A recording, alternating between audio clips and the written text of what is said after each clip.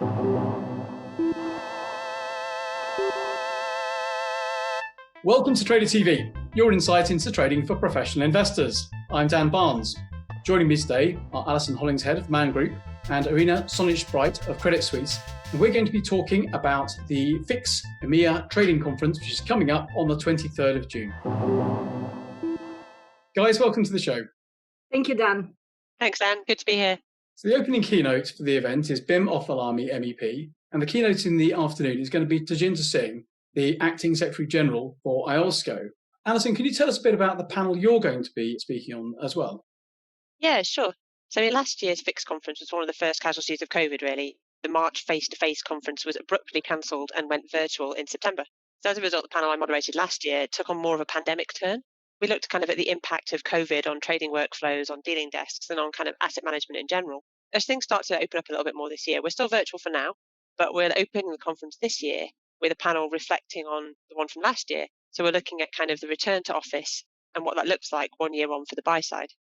Irina, you've been working with FIX for a long time now. Can you tell us a bit about your background working with FIX and the panel that you're going to be moderating at 2:15?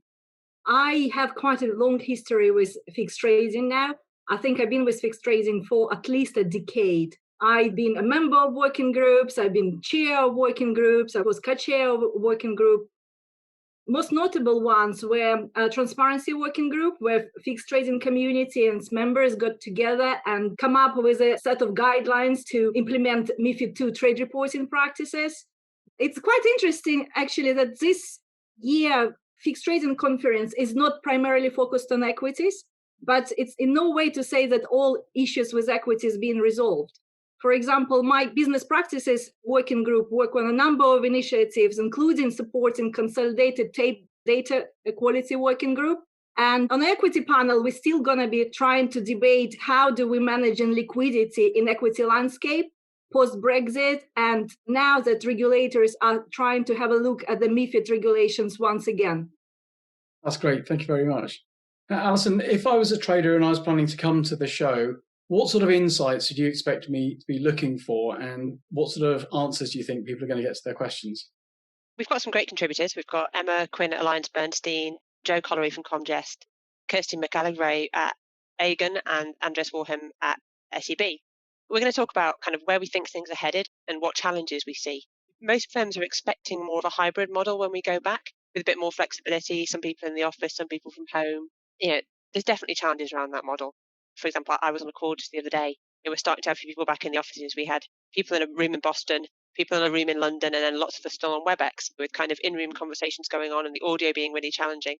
So I think kind of just some of the actual technical challenges of it are going to be really interesting, how we work through those. And then kind of the cultural challenges of it. How do we do career development for our new starters and our youth? How do we not kind of get back into that culture of presenteeism, where actually being in the office is seen as being kind of, ambitious and dedicated, and how do we build kind of the cultures of our firms if you're not all in the office at the same time?